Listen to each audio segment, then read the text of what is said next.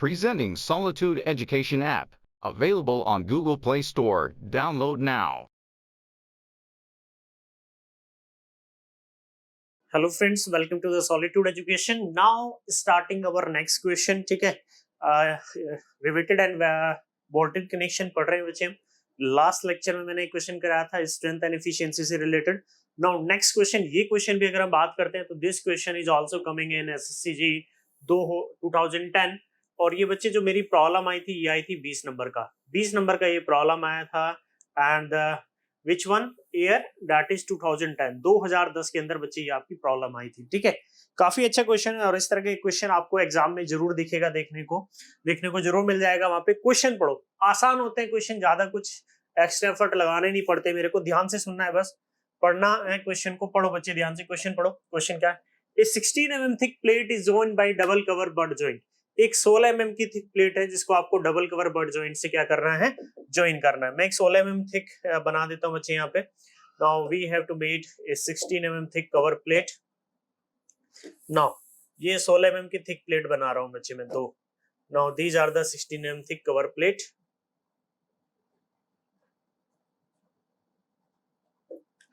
ठीक है, ये 16 mm थिक कवर प्लेट थी, सॉरी मेन प्लेट थी. इनको मैंने ज्वाइन करना था किससे?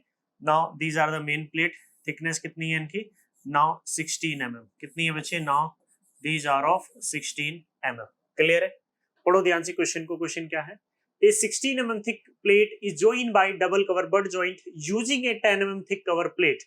ठीक है, आपकी कवर प्लेट कितनी है बच्चे? Now cover plate is of 10 mm thick. ठीक है, तो दोनों साइड मैंने क्या लगा दिया? नाउ दोनों साइड मैंने लगा दिया. नाउ कवर प्लेट कितनी है? कवर प्लेट की थिकनेस, नाउ कवर प्लेट की थिकनेस है बच्चे कितनी? That is 10 mm. ठीक है, कवर प्लेट की थिकनेस लगानी है आपको, दैट इज 10 mm. क्लियर है? नाउ अब सुनो इधर ध्यान से, ये मेरी, ठीक है, ये जो प्लेट है, now these are the cover plate. Cover plate की थिकनेस है बच्चे कितनी? Now 10 mm. ये भी बच्चे मेरी 10 mm है और ये भी मेरा कितना है? Now 10 mm. क्लियर है? अरे क्लियर है? आगे पढ़ो क्वेश्चन को ध्यान से. क्वेश्चन क्या बोल रहा है? Thick plate, the steel of main plate and cover plate has a permissible tensile strength of 150 megapascal. ठीक है, जो आपने कवर प्लेट और ये जो मेन प्लेट लगा रखी है, इनकी जो स्ट्रेंथ है, यानी कि गिवन इंफॉर्मेशन आपको दी है. नाउ टेंसाइल स्ट्रेंथ, यानी कि टेंसाइल स्ट्रेंथ सिग्मा 80 की वैल्यू कितनी दी है बच्चे? That is of 150 megapascal. ये जो आपकी मेन प्लेट है, now this is cover plate and this is the main plate. ठीक है, इन दोनों की थिकनेस, इनकी परमिसिबल एक्सियल टेंसाइल स्ट्रेंथ कितनी दे रखी है? That is 150 megapascal. आगे पढ़ो ध्यान से. Determine the strength and efficiency of the joint पर पिच ऑफ 9 सेंटीमीटर. इस कंडीशन में भी आपको पर पिच ही निकालना है और पिच कितनी दी है? 9 सेंटीमीटर. स्ट्रेंथ निकालनी है and efficiency of the joint. ठीक है, तो बच्चे कैलकुलेट क्या करना है आपको? स्ट्रेंथ ऑफ द जॉइंट निकालना है, यानी कि पीजे की वैल्यू निकालनी है. And you have to calculate the efficiency of the joint. Efficiency of the joint निकालना है, अगर वो भी पर पिच लेंथ. पिच कितना दिया है? Pitch is of 9 centimetre. कितना दिया है बच्चे? पिच की वैल्यू कितनी दी है? 9 सेंटीमीटर. क्लियर है? If 20 mm diameter power driven saw rivet is use, पहली कंडीशन. दूसरा, 20 mm diameter close tolerance and turn bolt are use. यानी कि पहली कंडीशन में 20 mm डायमीटर के रिवेट ले रहे हैं और दूसरे केस में 20 mm डायमीटर के आप बोल्ट ले रहे हैं. Now take sigma P. ये वैल्यू दे रखी है बच्चे, that is sigma P. Sigma P मैं आपको बता दूं, सिग्मा पी बच्चे ये एक्चुअली क्वेश्चन है डब्ल्यूएसएम का. सिग्मा पी यहाँ पे आपको बता रहा है बियरिंग स्ट्रेस. क्या बता रहा है? नाउ ये आपको बच्चे क्या, किसकी वैल्यू बता रहा है? बियरिंग स्ट्रेस की वैल्यू बता रहा है. ठीक है, एंड टोवीएफ आपको बता रहा है सियरिंग स्ट्रेस की वैल्यू. किसकी वैल्यू बता रहा है बच्चे वो? Now that is tell you the shearing stress. ठीक है, जो आपकी परमिसिबल सियरिंग स्ट्रेस है उसकी वैल्यू 100 मेगापास्कल दे रखी है. सिग्मा पी यहाँ पे बियरिंग स्ट्रेस को बता रहा है. बियरिंग स्ट्रेस कितनी दे रखी है? 300 मेगापास्कल. क्लियर है सभी को? देखो ये क्वेश्चन है डब्ल्यूएसएम का, ऐसा नहीं कि डब्ल्यूएसएम से क्वेश्चन नहीं करता है, डब्ल्यूएसएम से भी क्वेश्चन कर सकता है. ठीक है, चलो अब करते हैं क्वेश्चन को. दोनों कंडीशन में करेंगे भाई. पर पिच लेंथ निकालना है तो मैं यहाँ पे ना बोल्ट लगा लेता हूँ अपने. मैंने एक बोल्ट अपना यहाँ पे लगा लिया नाउ सॉ करने के लिए. ठीक है, एक बोल्ट में इधर लगा देता हूँ. ठीक है, और एक बोल्ट लाइन में बच्चे मैं इधर लगा देता हूँ, ठीक है। 2 बोल्ट लाइन लगा दी मैंने, एक बोल्ट लाइन इधर लगा दी और एक बोल्ट लाइन इधर लगा दी।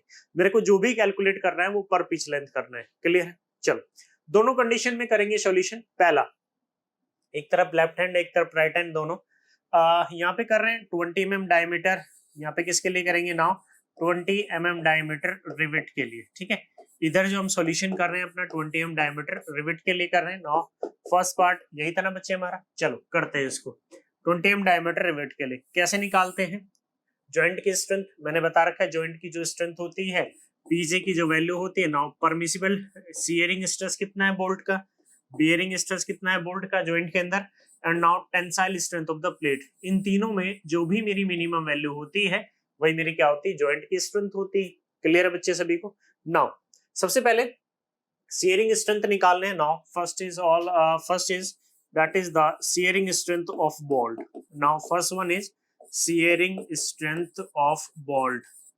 शियरिंग स्ट्रेंथ ऑफ बोल्ट की जगह पहली कंडीशन में क्या आएगा, रिवेट, ठीक है। Shearing strength of the rivet, rivet की शियरिंग स्ट्रेंथ निकालें। रिवेट की शियरिंग स्ट्रेंथ कैसे निकालते हैं, पीएस इज इक्वल टू कैसे निकालते हैं, N is the number of rivet into shearing area. Shearing area कितना होगा, π/4 इनटू डी। रिवेट के केस में ग्रोस डायमीटर लेते हैं, सबको पता है क्यों लेते हैं। रिवेटिंग क्या होता है बच्चे, एक होल किया मैंने, उसके अंदर मैंने क्या किया, रिवेट लिया और उसको सिंपली दोनों एंड से चपटा कर दिया। जब मैं इसको दोनों एंड से हीट एंड बीट करूंगा, यानी कि उसको चपटा कर दूंगा, तो वो फैल के जितना भी मैंने डायमीटर लिया था, ग्रोस डायमीटर, उसको कवर अप कर लेगा, यानी कि फैल जाएगा। यानी कि अब रिवेटिंग प्रोसेस के बाद जो डायमीटर होता है रिवेट का, वो किसके बराबर हो जाता है, डायमीटर ऑफ होल के बराबर। इसलिए डायमीटर ऑफ ग्रोस डायमीटर लूंगा मैं अपने, π/4 इंटू डी का स्क्वायर। 2 शेयरिंग प्लेन है। 2 शेयरिंग प्लेन क्यों है, क्योंकि भाई डबल कवर बट जॉइंट की बात करें, और जब मैं डबल कवर बट जॉइंट की बात करूंगा तो 2 शेयरिंग प्लेन है। एक शेयरिंग प्लेन ये है और दूसरा शेयरिंग प्लेन बच्चे ये है, तो एरिया मेरा क्या हो जाएगा, डबल हो जाएगा। नाउ एरिया इज ट्वाइस, तो multiply 2 into permissible shearing stress. Permissible shearing stress की वैल्यू आपको दे रखी है, दैट इज τVF। क्लियर है। चलो इसको सॉल्व करो। नाउ सॉल्व दिस, सॉल्व करो इसको। Now permissible shearing stress PS is equal to, per pitch निकालना। पर पिच में मैंने बताया था एक ही रिवेट आएगा, n की वैल्यू कितनी होगी 1 is equal to π/4 into d nought का स्क्वायर। डायमीटर का, रिवेट का डायमीटर कितना है 20 mm। रिवेट का डायमीटर कितना है बच्चे 20 mm, ठीक है। और मैंने बताया था कि अगर diameter less than equal to 25 mm होता है तो रिवेट के केस में, तो जो मेरा ग्रोस डायमीटर होता है D, उसमें कितना ऐड करते हैं 1.5 ऐड करते हैं, ठीक है। तो 20 प्लस 1.5, तो ये कितना आ जाएगा 21.5 mm। कितनी वैल्यू आ जाएगी बच्चे इसकी, दैट इज 21.5 mm, ये वैल्यू आ जाएगी उसकी, ठीक है। पुट करो यहाँ पे। नाउ 21.5 इतने का स्क्वायर, इतने का स्क्वायर। कितने प्लेन है, shearing plane 2, multiply permissible shearing stress की अगर मैं बात करता हूं तो क्वेश्चन में कितनी परमिसिबल शेयरिंग स्ट्रेस है, देखो τVF की वैल्यू कितनी दे रखी है 100। τVF की वैल्यू कितनी दे रखी है बच्चे 100, तो मल्टीप्लाई में क्या कर दूंगा 100 कर दूंगा। मल्टीप्लाई में क्या कर दूंगा 100 करूंगा। करो इसकी कैलकुलेशन कितना आ रहा है। नाउ π/4 करो सभी लोग कैलकुलेशन, इतने का square multiply 2 multiply 100। Now its value is coming out to be 72.61, ठीक है। यहाँ से जो वैल्यू आ रही है शेयरिंग स्ट्रेस की, नाउ PS की जो वैल्यू आ रही है, now it is coming out to be how much, that is of 72.61। Now this is the value. ये किसकी वैल्यू आ रही है बच्चे, शेयरिंग स्ट्रेस। शेयरिंग स्ट्रेस कितनी आ गई 72.61 इतने किलोन्यूटन। क्लियर हुआ, 72.61 इतने किलोन्यूटन। क्लियर है। एक पार्ट हो गया मेरा। भाई मेरे को 3 निकालना है, मुझे को शेयरिंग स्ट्रेस निकालनी है, बियरिंग स्ट्रेस निकालनी है, एंड देन टेंसाइल स्ट्रेंथ निकालनी है। क्लियर है। नाउ ये मेरा फर्स्ट पार्ट था, sharing strength of all bolt, ठीक है। नाउ सेकंड पार्ट, सेकंड में क्या करूंगा, बियरिंग स्ट्रेंथ निकालूंगा। Now second part that is bearing strength, that is the bearing strength of all bolt. Now bearing strength of rivet, ठीक है। Rivet की bearing strength निकालूंगा। कैसे निकालते हैं रिवेट की बियरिंग स्ट्रेंथ, कैसे निकालते हैं बियरिंग स्ट्रेंथ यानी कि PB is equal to bearing stress into area, bearing area into bearing stress. Bearing stress कितनी है यहाँ पे क्वेश्चन पर, WSM है भाई, सिग्मा P दे रखा है। बियरिंग स्ट्रेस की बियरिंग एरिया कितना होगा, यानी कि gross area into T thickness into sigma P, यही होगा। टी क्या होता है, sum of cover plate thickness या फिर मेन प्लेट थिकनेस, दोनों में जो मिनिमम होता है। D D not gross diameter होगा। भाई थ्योरी तो आपने पढ़ी रखी है ना स्टील में आपने। अभी बताओ, मेन प्लेट की थिकनेस है 16 mm, और जो कवर प्लेट है उनकी थिकनेस 10 mm, ये हुआ 10 mm, ये हुआ 10 और 10 20, 20 और 16 में कौन सा कम है, 16। तो यहाँ पे टी की वैल्यू कितनी हो जाएगी, 16 आ जाएगी। टी की वैल्यू बच्चे कितनी आ जाएगी, 16। तो नाउ ग्रोस डायमीटर की वैल्यू आ गई है मेरी, दैट इज 21.5। थिकनेस है बच्चे 16 mm। परमिसिबल बियरिंग स्ट्रेस उसकी वैल्यू कितनी दे रखी है, that is of 300। Permissible bearing stress की वैल्यू कितनी दे रखी है बच्चे, that is 300 mm। Permissible bearing stress दे रखा है 300 मेगा पास्कल, mm नहीं 300 mega pascal. Clear, put this value and get the answer. Solve करो इसको, सोल्व करो बच्चों, कितना आ रहा है now 21.5 multiply 16 multiply 300, it is 103.2। ठीक है, now its value that is of 103.20। ये मेरे क्या आ गए, now this is the bearing strength. ये बच्चे क्या आ गई मेरी, now this is the bearing strength. Clear है, ये क्या आ गई मेरी बियरिंग स्ट्रेंथ आ गई। बियरिंग स्ट्रेंथ की वैल्यू कितनी है, 103.2 इतने किलो न्यूटन, इतने किलो न्यूटन। क्लियर हुआ, क्लियर है सभी को। Now third number, third number कैसे निकालते हैं, tensile strength of plate. Now tensile strength of plate, now third is that is the tensile strength of plate. ठीक है, पीटी की वैल्यू निकालेंगे, टेंसाइल स्ट्रेंथ ऑफ प्लेट, यानी कि हम पीटी की वैल्यू कैलकुलेट करें। कैसे करेंगे बच्चे टेंसाइल स्ट्रेंथ ऑफ प्लेट, सुनो अब ध्यान से। Now tensile strength of plate कैसे करते हैं, पीटी की वैल्यू, पीटी के लिए मैंने आपको बताया हुआ है जो टेंसाइल स्ट्रेंथ होती है दो बेसिस पे निकालते हैं। एक होता है ग्रोस एरिया यील्डिंग और दूसरा होता है नेट एरिया ऑफ क्रैकिंग। दोनों में जो मिनिमम वैल्यू होती है वही मेरा आंसर होता है। ठीक है, ना ग्रोस एरिया यील्डिंग के बेसिस पे अगर मैं बात करता हूँ, ग्रोस एरिया यील्डिंग तो कितनी वैल्यू होगी, एजी इंटू एफ वाई अपॉन 1.1। लेकिन ये तो किस में होता था, एलएसएम में होता था। यहाँ पे क्या है, डब्ल्यूएसएम। तो मैं क्या लिखूंगा, gross area into permissible axial tensile stress कितनी होगी, दैट इज सिग्मा 80। ठीक है, और नेट एरिया के बेसिस पे net area A net into into permissible stress, permissible stress कितनी है यहाँ पे भी सिग्मा 80। यहाँ पे भी परमिसिबल स्ट्रेस कितनी है बच्चे, सिग्मा 80। क्लियर है, परमिसिबल स्ट्रेस यहाँ पे भी कितनी है, सिग्मा 80। वैल्यूज पुट करो इसमें, now put the values. Gross area कितना होगा, नाउ टेंसाइल स्ट्रेंथ की बात कर रहे हैं, that is PT is equal to gross area. Gross area मैंने बताया था कि आपको वैल्यू लेनी है पर पिच, पर पिच, पिच कितनी है 9 सेंटीमीटर। सारे डायमेंशन एमएम में लिए तो पिच भी एमएम में लूंगा। 9 सेंटीमीटर बोल लो या 90 एमएम बोल लो, तो 90 MM into thickness. Tensile strength plate की निकाल रहे हैं तो मेन प्लेट के साथ डील करें तो थिकनेस भी किसकी लूंगा बच्चे, मेन प्लेट की। ठीक है, तो 19 into 60, permissible axial tensile stress कितनी दी है, 150। कितनी दे रखी है, 150। क्लियर, और नेट एरिया, दूसरा नेट एरिया बेसिस पे नेट एरिया कैसे निकालेंगे, पिच माइनस एक पिच में कितने रिवेट है, एक, उसका ग्रोस डायमीटर कितना है 21.5। थिकनेस कितनी है बच्चे, 16 mm। परमिसिबल स्ट्रेस कितनी है, that is of 150, that is of 150। Clear सभी को, निकालो यहां से। Now 90 multiply 16 multiply 150, it is 216। तो यहां से जो वैल्यू आ रही है, now the value that is of 216 kilo Newton. ठीक है, और यहां से जो वैल्यू आ रही है, ये वैल्यू कितनी आ रही है, नाउ 90 मल्टीप्लाई में 21.5 multiply 16 multiply 150, it is 164.4। Now 164.4 kilo Newton. और मुझे क्या लेना रहता है, मुझे तो दोनों की मिनिमम वैल्यू लेनी रहती है। दोनों में से मेरे को क्या लेना रहता है, दोनों में से minimum value.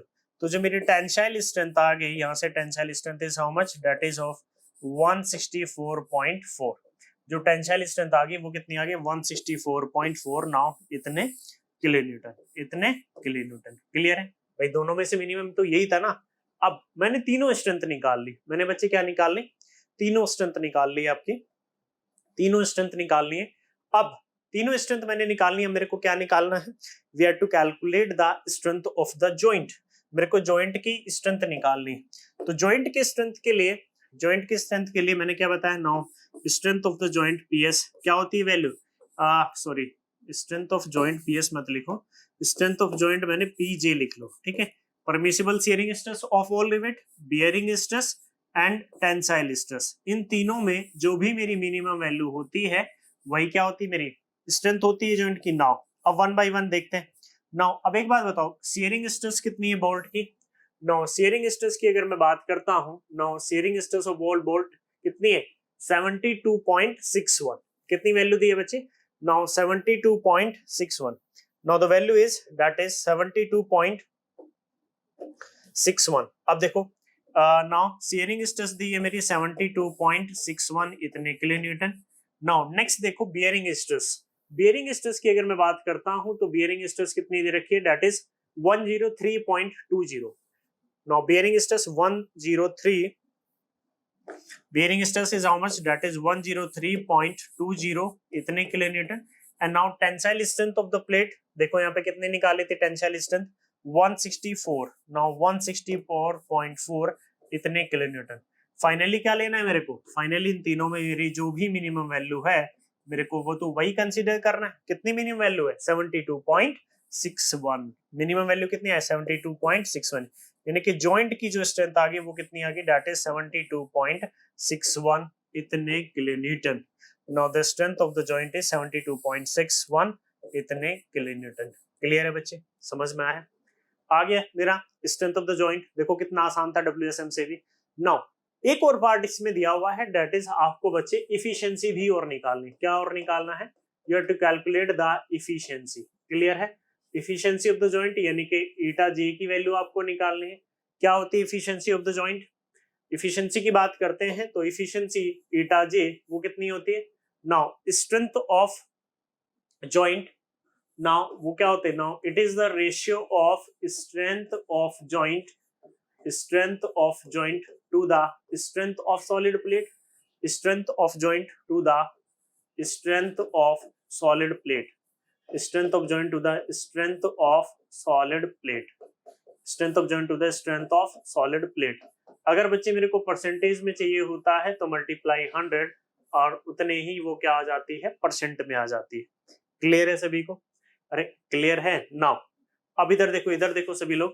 Now efficiency of the joint, ठीक है। अब इधर देखो स्ट्रेंथ ऑफ जॉइंट कितना आया मेरा? 72.61 divided bye strength of solid plate. Solid plate की स्ट्रेंथ कितनी होती है?